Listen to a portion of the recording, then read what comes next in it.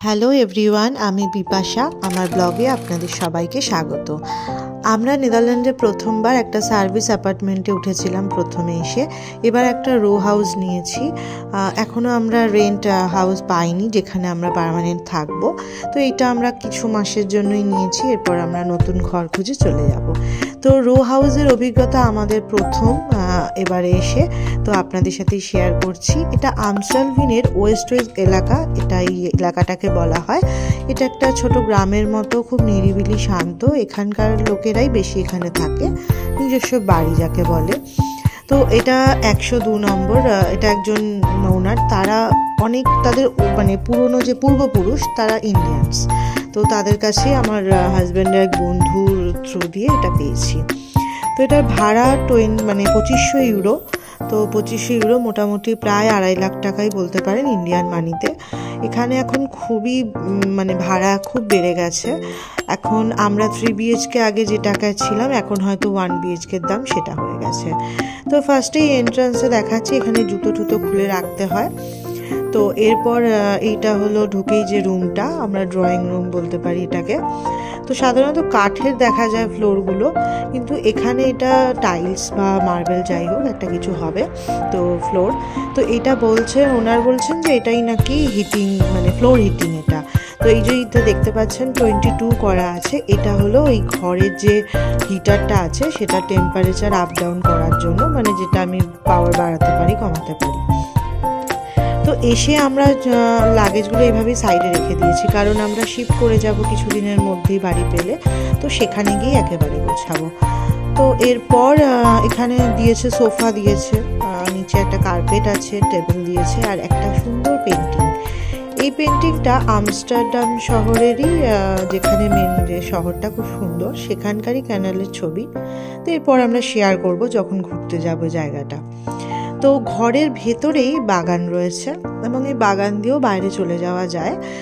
এখানে একটা ছোট গ্যারেজ আছে, কি সুন্দর কলা গাছ দেখতে পাচ্ছেন, ছোট ছোট কলা গাছ। কলা হয় কিনা আমি জানি না। তো বাইরে বসার জায়গা আছে, কিন্তু ভীষণ ঠান্ডা এবং ভিজে রয়েছে, বৃষ্টি হয়েছে। এখানে বৃষ্টি হয় খুব শীতকালে, তো সেই কারণে বাইরে আর বেরোতে ইচ্ছা করে না। ওই জাস্ট দেখানোর জন্যই বেরিয়েছি। কি সুন্দর কলা গাছটা না, কিউট, এতটাই ছোট। তো যাই হোক, আমার ছেলে গায়ে সোয়েটার নেই, খালি পায়ে দৌড়াদৌড়ি একটু বাদুড়ের মতো নাচ করে নিল। সবাই দেখতে পাচ্ছেন, খুব আনন্দ। জলের মধ্যে একটু বসে ভিজেও গেল। তো যাই হোক, খুব সুন্দর ছোট্ট বাগান। হয়তো সামারে ভালো লাগতো, কিন্তু আমরা তো বেশি দিনের অতিথি নয় এখানকার। তো আমার হাজব্যান্ড দাঁড়িয়ে। তো এটা হলো ওই হাউসটা। সাধারণত বাইরে যে হাউসগুলো সেমই দেখতে, একই রকম। তো এরপর ভেতরে এসে টিভি। তো টিভিটা আমার ছেলেই বলবে, এক্সপ্লেন করবে। তো আমি ওর অডিওটা কেটে দিয়েছি। অ্যাকচুয়ালি টিভিটা কোনো কাজে লাগবে না, কারণ আমরা দেখবো না। হয়তো যদি ইউটিউব দেখবো, কারণ এখানকার ভাষা বুঝি না, কি টিভি দেখবো। আমরা এখানে ইন্টারনেটে দিয়ে যা হয় OTT চ্যানেল সেগুলোই দেখি। গতবারও সেইভাবেই কেটেছিল। তো এবার এখানে কিছু খাওয়ার জন্য যে টেবিল দিয়েছে। এরপর আমি ভেতরে ঢুকছি। এই ওপেন কিচেন, এটা বেশ বড়। মোটামুটি কিচেনে যা যা থাকা দরকার সবই দিয়েছে। সব রকম বাসনপত্র দেয়নি, যেটা আমার খুব হেল্প হয়।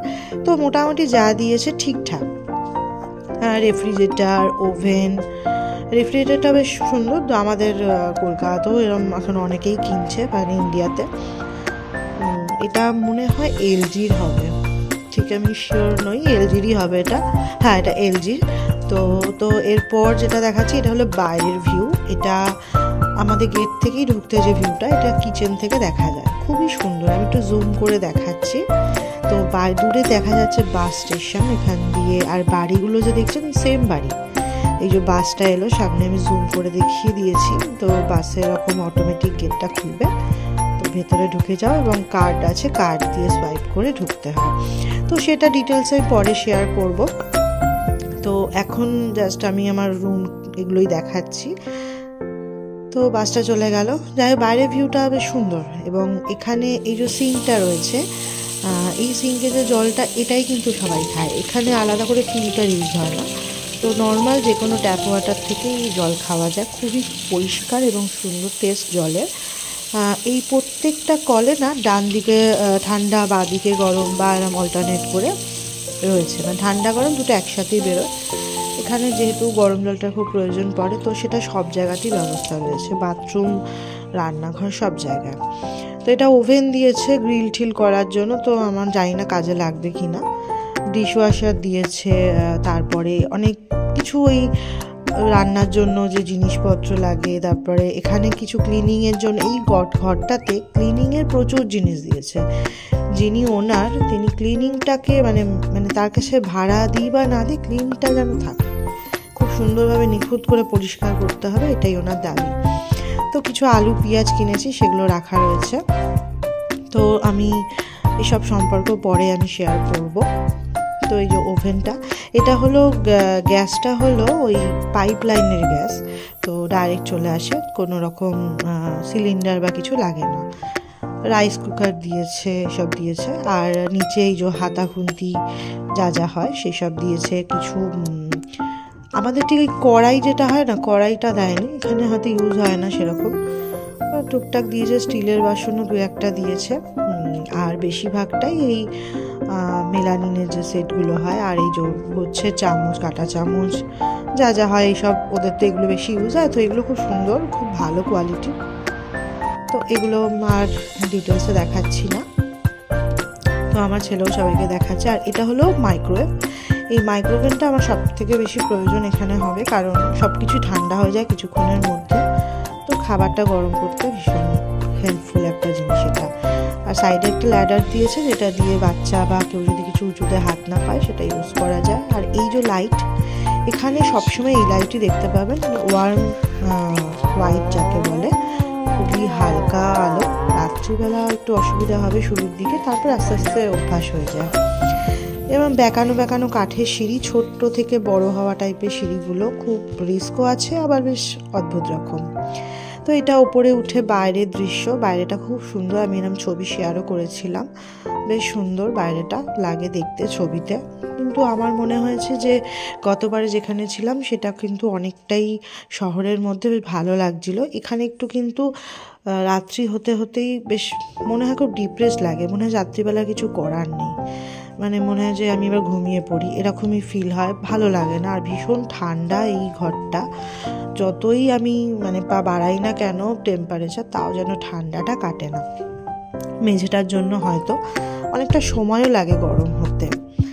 তো এরপর এই যে বেড, একটা ছোট বেড দিয়েছে। সাধারণত এরা স্বামী স্ত্রী বেড ইউজ করে, আর বাচ্চাদের আলাদা দেওয়া হয়, এই জন্য খুব ছোট। তো আমাদের অ্যাডজাস্ট করতে একটু অসুবিধা হচ্ছে, জাস্ট দিন কাটাচ্ছি, আর কিছুই না। ওয়ার্ড্রপ দিয়েছে, ওয়ার্ড্রপগুলো ফাঁকাই আছে, আমি ইউজ করছি না, কারণ আমরা চলে যাব, শিফট করে গেলে আর নতুন করে এখন আবার সাজাবো, আবার গোছাবো, তাই কিছু ইউজ করছি না, জাস্ট টুকটাক কিছু জিনিস রাখছি, ব্যাস, আর কিছু না। ঘরটায় আর কিছু নেই, শুধু ওয়ার্ড্রপ রয়েছে, একটা বেড, একটা বেড সাইড টেবিল, ব্যাস, আর কিছু না। আর ফ্লোরটা এটা কাঠের, এটা কাঠের ফ্লোর। আর পাশে একটা দুদিকেই দুটো ঘর দিয়েছে, এটা বাচ্চার জন্য ঘর, একটা টেবিল দিয়েছে।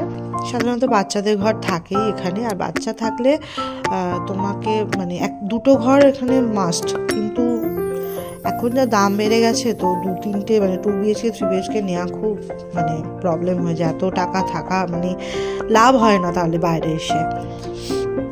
তো এরপরেই আরেকটা রুম সেমই রয়েছে, আর কিছু নেই, রুমে খুব একটা থাকি না আমরা। যেমন অনেক দামি আসবাবপত্র দিয়ে ঘরে বেডরুমটাকে সাজাই, অনেক দামি সেগুন কাঠের খাট কিনি, এখন এখানে এসব কিছু হয় না। এত বেডরুমটার উপরে ওরা, আমি দেখেছি, খুব একটা ফোকাস করে না, যা হয় ওরা ড্রয়িং রুমটা।